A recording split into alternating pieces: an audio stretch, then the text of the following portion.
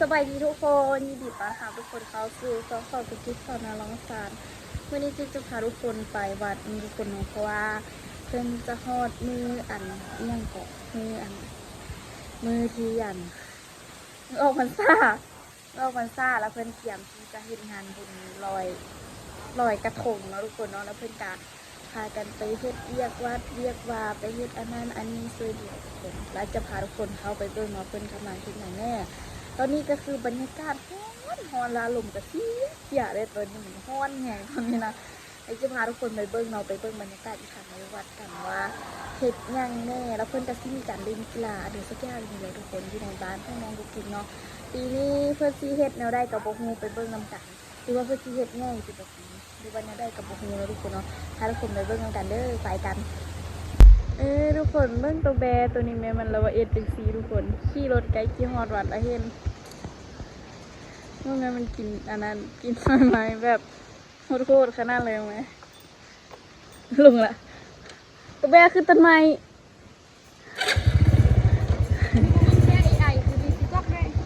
อันนี้แบของแท้กันเนาะมันแบไอก็ตัวนี้นะฮอดวัดแล้วทุกคนนี่ก็ได้ขึ้นต้นไม้อีกละถ้าเคยเห็นตัวแบไปวัดฮอดวัดละเอารถมาได้นี่ไกลๆก็เอารถมาวันนี้ยกยางเขานะตอนนี้เพื่อนกำลังเฮ็ดเวียกอยู่ส่วนเขาก็ต้องนั่งเบิ้งแล้วเขานะพอจะยอกซื้อถ่ายคลิปแบบนึงเขาก็สิเฮ็ดเวียกป้าทางหุ่นข้าเจ้าใส่อันเอาผ้าไปตั้งอยู่ในหันละ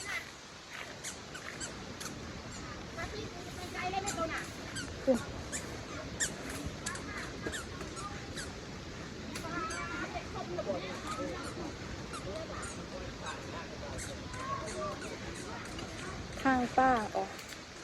มาทางป้า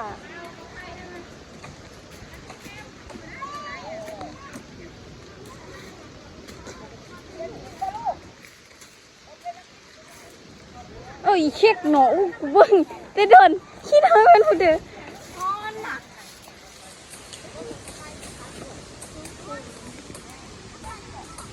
สู้อยากเห็ดนะถ่ายคลิปดูเปิดเลยเด้อเป็นบีมอสเลย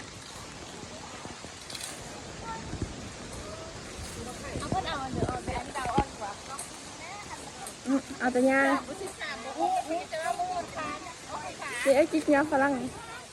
ถึงหัว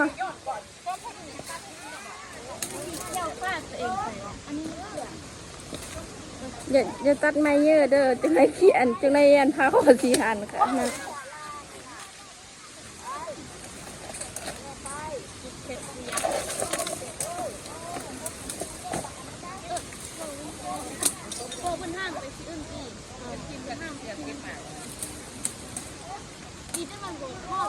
ลูกคัดเป็นแม่ลูกคัดมันแล้วก็ดึงลงมาคัดมันแล้วก็ดึงลงมาสลับบ่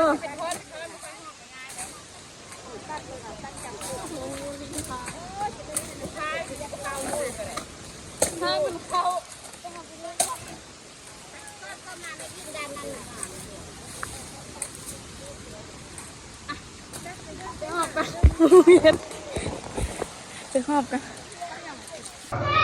นี่ทุกคนตอนนี้เขาเปลี่ยนหน้าที่ละเขามากวาดวัดปู่เมียนก้นบ่อจริงกวดน่ะโอ้เครื่องจะเต็มวัดเดี๋ยวกุ๊กกิ๊กสิมากวาดวัด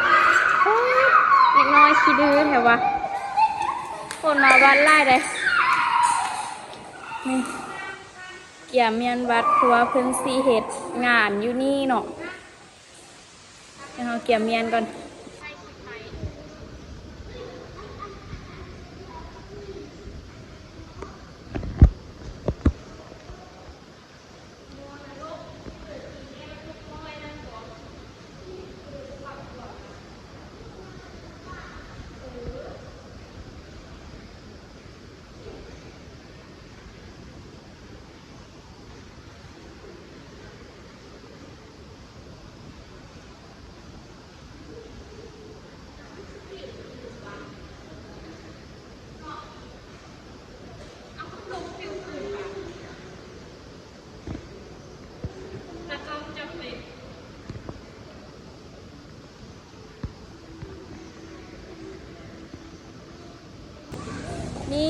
เขากวาดวัดแล้วล่ะกวาดวัดแล้วคือทู่เลยเนาะคือคล้ายๆคือทู่เลยเนาะ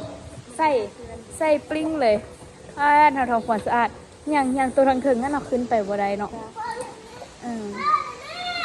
แต่ถ้าเขากวาดมันก็บ่เป็นเลยดอกเขาบ่ได้ขึ้นไปเล่นไปทางพุนอุ้ยวัดพระไอ้นั่นใช่เป็นผู้เอามาวะงามบ่ว่ามือได้นี่อยู่ทางพุนเพิ่นก็เฮ็ดเวียกอยู่ทางล่างมันยังเพิ่นสิเอาวงดนตรีมาตั้งเนาะเพิ่นคือเมียนคักเนาะใช่ว่าเพิ่นเอ็ดเหืออันนั้นหั่นน่ะเหือไฟสิมาไต้เหือไฟ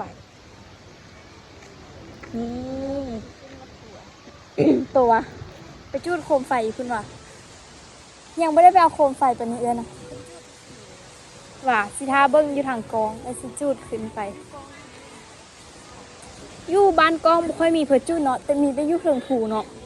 เทิงผูเขาจูดงามนี่อันนั้นท่านอันนั้นท่านแม่นพระอันนั้นกระเจ้าเห็ดเจ้ามาไม่เบิ้งมาสิดับเลยทุกคนตอนนี้กิ๊กถึกไซเรียกอีกแล้วมันเลื่อมมันดำไปให้เลยทุกคนกิ๊กถึกไซเรียกให้มาเอาอันข้างห้องบัวตัวนี้นะตอนนี้เพิ่นก็เห็ดเรียกอยู่พุ่นเมื่อกี้หย่อไม้นักเติบแต่ว่าเขาเป็นอันเจ้าพ่อโรงงานเขาก็เลยมีการทำการมือใหญ่ฮะนี่สิบุรพา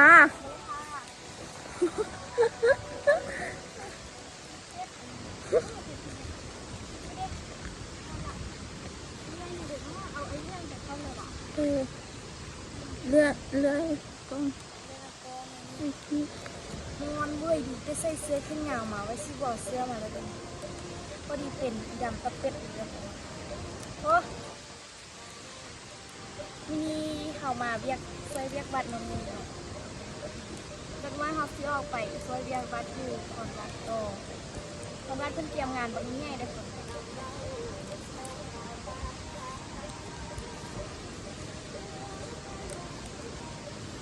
เขามาได้ให้เพิ่นว่าเพิ่นเข้ามาส่วนคือเขาเพิ่งว่าตายจนบัดว่าเอาพี่เน่อย่าต้นเดียวอย่าต้นเดียวเลยมากองมดกัดขาเว้ยมดยังวะมดขางามเว้ยเค้กมดงามมาแต่เสือว่าเค้กมีส่วนคนนี้ได้ให้กองมดงามมันเต็มห้องตีนเลย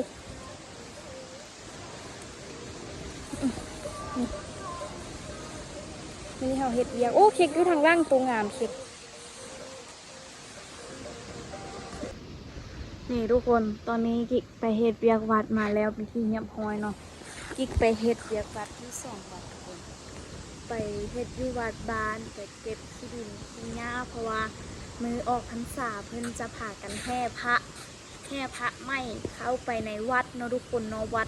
วัดที่หากระสร้างแล้วหั่นน่ะเป็นกุฏิแม่นบ่เพิ่นจะเอาพระเข้าไปอยู่หั่นเอาพระ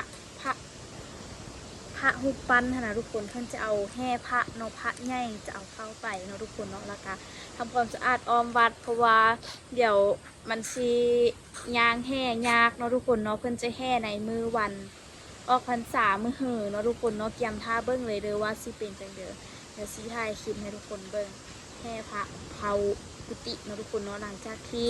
ผ่ากันเฮ็ดเรียบร้อยห้อยเหียบแล้วแต่ว่ายังบ่ทันมีการเฮ็ดถังนาเนาะทุกคนเนาะกับโบแน่ใจคือกันเนาะมีศรัทธาหรือว่าโบทันมีศรัทธาเนาะได้คือลักๆอยากได้สลาเคียงน้ำยังโบแล้วเลยกิ๊กไปช่วยวัดกิ๊กไปเอ็ดเบียกวัดอยู่วัดนั่นแน่อยู่วัดวัดคอนวัดเพราะว่าเพิ่นมีงานบุญกฐินบุคคลอยู่วัดคอนวัดนะเราก็เลยไปช่วยเบียกอยู่หันอันนี้แม่นมือเปื้อนนี่บุแม่นยังอีนี่ไปดังไฟเตานึ่งเขาทุกคนเบิ่งท้องฟ้าไม่งามใช่ปะท้องฟ้ามือแรงมือนี้นะบุ้งแม่มันงามเลยคือว่ามือนี้ฮันมีเสียงฟ้าห้องฟ้าคึมทุกคน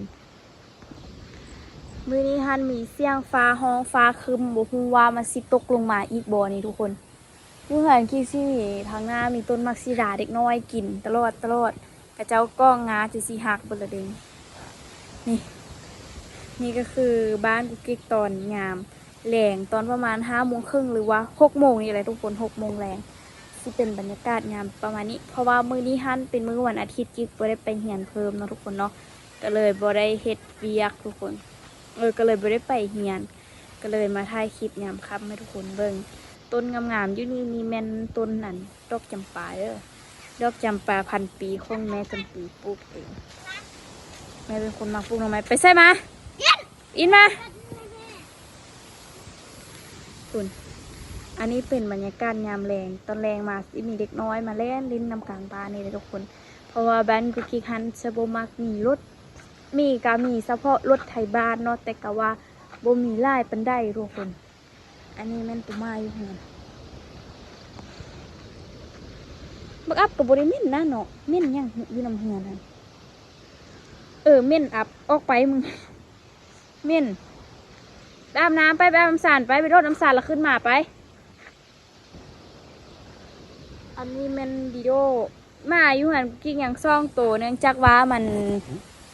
ตายตัวหนึ่งบ้างเดือน6ต้นเดือน6หรือว่าต้นเดือน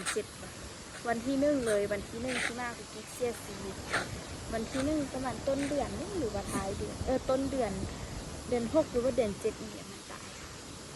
มันตายอยู่นี่โอ้ยหายมาแล้วว่าผู้ทุกคนเบิ่งไหมเบิ่งท้องฟ้าท้ายเมื่อกี้เป็นสีอันนั้นแต่ว่าตอนนี้ฮันเป็นสีฟ้าปนแดงน้อยนึงทุกคนตอนนี้นะนี่หลังจากที่บ้านเขาถึกน้ำท่วมไปแล้วนะลาตื่นเช้ามามันก็เฮ็ดคือบ่มีย่างเกิดขึ้นเลยได้ตื่นเช้ามาปุ๊บแบบฟ้ากระแดดยิ่งกระแดดอย่างสินะมันบ่มีฝนบ่มีอันเดเลยผ่านมาประมาณ3-4 มื้อแล้วทุกคนแต่ว่าพายุลูกไหม้กำลังสิมานี่นะอันนี้มื้ออื่นวันที่6ได้จะเป็นมื้ออื่นนี่แหละฝนสิตกนะทุกคนที่6หาที่7ประมาณนี้เพิ่นว่านะตกลงมาลดที่6ที่7นี่นะเนาะที่6นี้สิเป็นมื้ออื่นนี้ยุ่งเหียนกุ๊กกิ๊กสิจัดงานวันครูแห้งซาดนะทุกคนเนาะเป็นมื้อวันที่6ส่วนมื้อวันที่7ทันแล้วเหียนเข้าก็สิบ่ได้จัดมื้อวันที่7ดอกเพราะว่ามื้อวันที่7เดือนตุลายังไปซีเข้าซีเมนมืองานบุญออกพรรษางานลอยกระทงที่ลาวเขาเพิ่นกะสิพากันไปใส่บาตรตักบาตรยาน้ำเพราะว่าออกพรรษานี่มันเป็นสิ้นใหญ่สิก็เลยต้องมีคนไปไล่เนาะทุกคนเนาะอยู่บ้านเขาก็ต้องแห่พระเข้าวัดเนาะทุกคนเพราะว่าเขาสร้างสำเร็จแล้วเมื่อนี้วันอาทิตย์ท้องฟ้ามีวันอาทิตย์โอ้ด้านนี้กับบักงามทุกคนด้านนี้มันด้านเหมือนแม่ประคูณบักงาม1ด้านนี้ก็ได้มีกิ๊กไปช่วยเวียกอยู่คอนวัดมาทุกคนโอ้ยเมื่อยยางปักถุงบ่ค่อยมีคนไปช่วยเพิ่นไล่ถ้ากิ๊กบ่ไปนี่โอ้ยวัดบ่แล้วสำหรับท้องฟ้าด้านนี้งามเว้ยงามบ่ทุกคนว่างามบ่ท้องฟ้าด้านนี้นะส่วนวัดอยู่บ้านท่านบ่ค่อยได้ถ่ายคลิปเพราะว่าสิมีผู้นึงเราเว้าเก่งๆซะเลยบ่ได้ถ่ายเราเว้าเก่งโพดหรือบ่ได้ถ่ายซ้ำก็สิถ่ายคลิปอะไรยานเราเว้าให้แล้วก็ถ่ายตอนเราเพ้อนี่ได้ทุกคนอยู่บ้านน้องกิ๊กลิ้นใส่ซ่องไอ้น้องตัวมาอันนี้นะมันโอ้ยเจ็บบ่ตัวมาล้างจากไปลิ้นมาแล้วมันก็นอนได้โอ้มืดแล้วทุกคนยังบริเวณเขายังบ้านสุกปานนี้ได้อันเขาจะสิไปลิ้นเบิ่งเล็กน้อยลิ้นอยู่กลางบ้านอุ้ยบ่เฮ็ดจังซันเด้อบ่เฮ็ดมันสิทึกกันอายมันสิทึกน้องมันดึกอันใหม่เดี๋ยวกิ๊กสิพาทุกคนย่างมาทางที่เบิ่งเลยไปเบิ่งน้ำสารมาสิลุงล่าสมบัติ